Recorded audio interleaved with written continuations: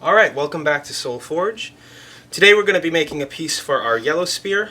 Once again, if you don't know what I'm talking about by yellow spear, you're welcome to visit our website and find our blueprints for our first project. Today we're going to be making a poison for the tip of our yellow spear. The yellow spear was said to be able to leave wounds that couldn't heal. Now, first we thought a three-bladed spearhead. But doing historical research, there would be no three-bladed spearheads. So it would have to be a two-bladed spearhead, and we had to figure out how to make it so the wounds from it would not heal. In studying the history of poisonology in the area, there is a nice root called turmeric, not to be mistaken with tamarack, the type of fir tree. It grows much like ginger and curry, and has an orange shaped inside. So right here we've got some turmeric powder, ordered offline. You can get it at health food stores and other things like that. So our other two ingredients are white wine, white vinegar, and table salt. There wasn't an exact recipe for this because it hasn't been done in thousands of years.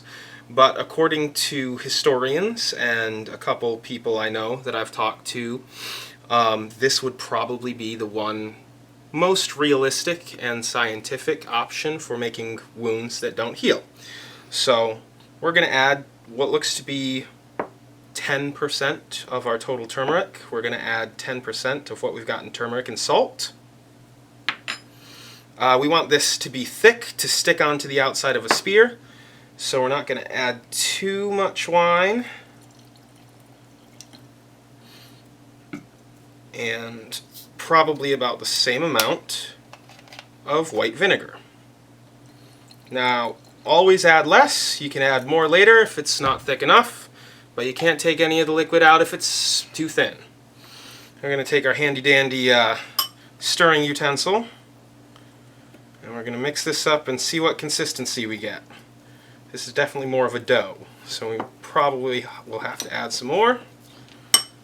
Let's do another about 1 part wine, 1 part vinegar.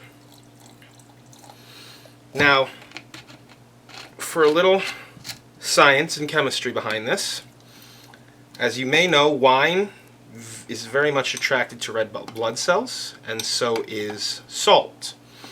Vinegar is a good mixing agent and a good thing to add in just to help loosen things up and make them more viscous.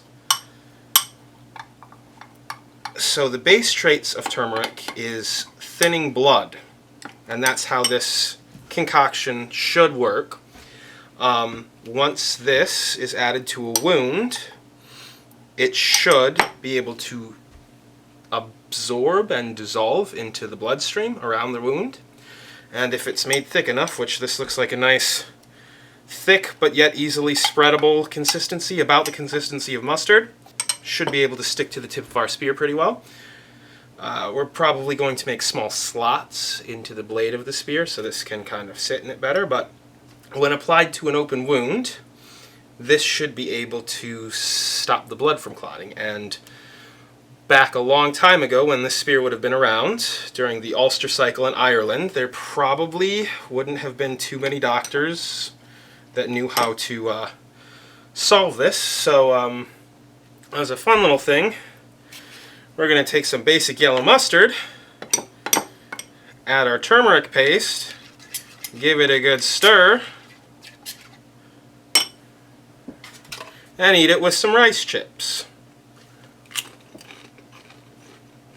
Wow. Good? You're just eating it now. Yeah, try this. It actually tastes like mustardy. So, Oh, it's weird. yeah, it's like thick. Yeah.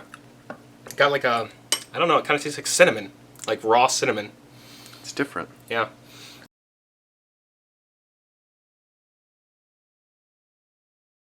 As I've said, this is a poison, but it is not poisonous if ingested. It's technically not a poison at all, and it's just a blood thinner.